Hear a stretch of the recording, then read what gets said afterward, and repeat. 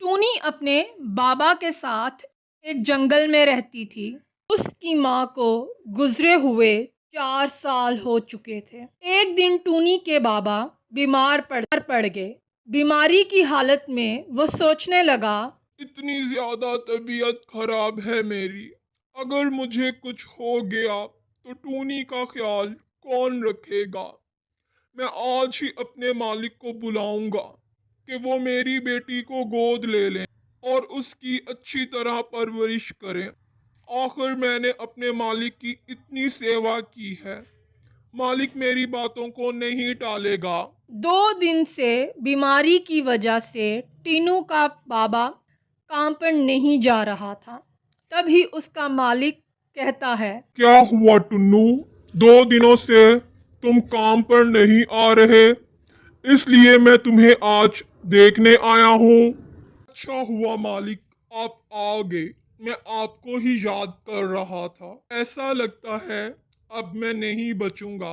ये मेरी बेटी है टूनी, मैं चाहता था आप इसकी देखभाल करें। ठीक है टुन्नू, मैं अपनी पत्नी से पूछकर तुम्हें बताऊंगा। घर जाकर कड़क सिंह अपनी पत्नी गोरी कवि को कहता है, गोरी कवि, मेरे कारखाने में एक चिड़ा काम करता है। आजकल वो बहुत बीमार है। वो चाहता है कि मैं उसकी बेटी को गोद ले लूं। क्या तुम इसके लिए राजी हो? अरे कड़क सिंह, दिमाग ठीक है तेरा? हमारा खुद एक बेटा है जिसका नाम कालू है, और अब हम वर्कर की बेटियां गोद लेंगे। इस तरह तो रोज न को रोज कोई वर्कर बीमार हो जाएगा और कहेगा साहब मेरी बेटी गोद ले लो। तो क्या तुम सबकी बेटियां ले आओगे? अरे गोरी कवि, जरा सोचो, वो परिंदा जो कुछ ही दिन का मेहमान है, उसकी बेटी को गोद लेकर अपनी बेटी बनाने में तुम्हारा ही फायदा है। मैंने तो सोचा तुम्हें फ्री में एक नौकरानी मिल जाएगी। अब तो तुमने पते की है कड़क सिंह। अगले दिन कड़क सिंह टूनी को लेने जाता है। अपने बाबा से अलग होते हुए टूनी फूट फूट कर रोती है। अरे बाबा, मुझे अपने से अलग मत करो। आपसे अलग होकर मैं कैसे रहूंगी? बाबा, मैं आपको छोड़कर कहीं नहीं जाऊंगी। जा मेरी बेटी जा, इसी में तेरी भलाई है। कड़क सिंह टीनू को घर ले आता है।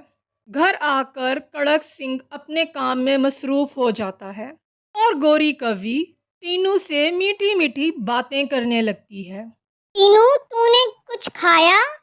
नहीं माँ, मुझे भूख नहीं है। सुन टीनू, मैंने तेरे से मीठी मीठी बात क्या कर ली? तेरा तो दिमाग ही घूम गया। मैं कोई तेरी माँ वाँ नहीं हूँ। तू मुझे मेम साहब कहा कर। चल दफा हो, जाकर बाथरूम में रह। अगली सुबह सुंदरी कौवी टीनू के पास जाती है। अरे टीनू, चल उठ, हमारे यहाँ इतनी देर तक कोई नहीं सोता। मेम साहब, रात में मुझे नींद नहीं आई। मुझे अकेले सोने की आदत नहीं है। तुझे अब अकेले सोने की आदत डालनी होगी। चल उठ और काम पे लग जा। टीनू काम करने लगती है। शाम में कड़क सिंह जब ऑफिस से आता है, टीनू, मेरे लिए ठंडा पानी लेकर आ। अभी लाती हूँ साहब। ये लो साहब। कैसा पानी है? मैंने तुझे ठंडा पानी लाने को कहा था और तूने ये नल का पानी मेरे सर पे मारा है। सारा मूड खराब कर दिया। ये कहकर कड़क सिंह टीनू को बुरी तरह पीटने लगता है। धीरे धीरे वक्त गुजरने लगता है। एक दिन कड़क सिंह को खबर मिलती है कि टीनू के बाप की मौत हो गई है। कड़क सिंह ये बात टीनू को नहीं बताता। कड़क सिंह और सुंदरी कौवी टीनू पर अब पहले से भी ज्यादा जुल्म करते थे। एक रात जब टीनू सोई हुई थी तो उसका पिता उसके ख्वाब में आता है और उससे मिलने की ख्वाहिश जाहिर करता है। बेटा, मैं तुमसे मिलना चाहता हूँ। काफी देर हो गई तुम्हें देखे हुए। टीनू ख्वाब में अपने पिता को देखकर बेचैन हो जाती है। टीनू गोरी कवि के पास जाती है। उस वक्त गोरी कवि और कड़क सिंह सो रहे होते हैं। टीनू दरवाजा खटकाने लगती है।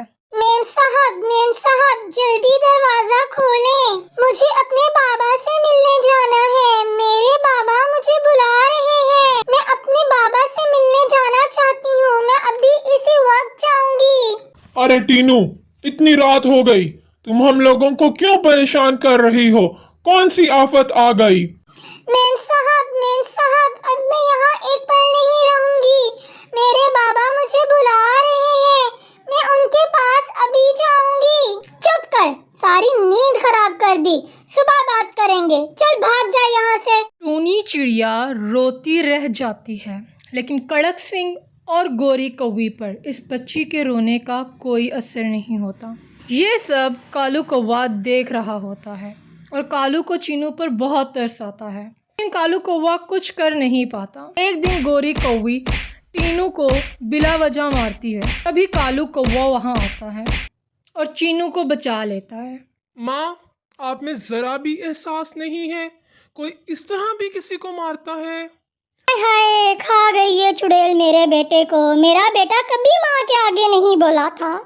बस करें माँ, टूनी अब से यहाँ नहीं रहेगी।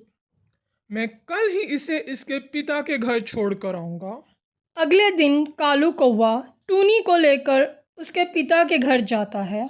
वहाँ जाकर टूनी को पता चलता है कि इसके पिता अब इस दुनिया में नहीं रहे। ये सुनकर टीनू बहुत रोती है। तभी कालू कौवा टूनी से कहता है, अब तो तुम्हारे पिता भी चल बसे और मेरे घर मेरी माँ तुम पर बहुत जुल्म करेगी। तुम अब इस दुनिया में अकेली हो। अगर तुम बुरा ना मानो तो मुझसे शादी करोगी?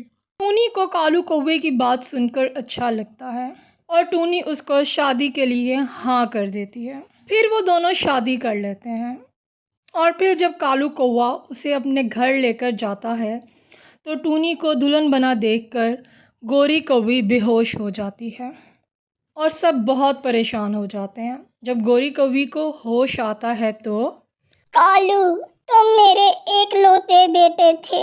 मुझे तुम्हारी शादी को लेकर बहुत अरमान थे।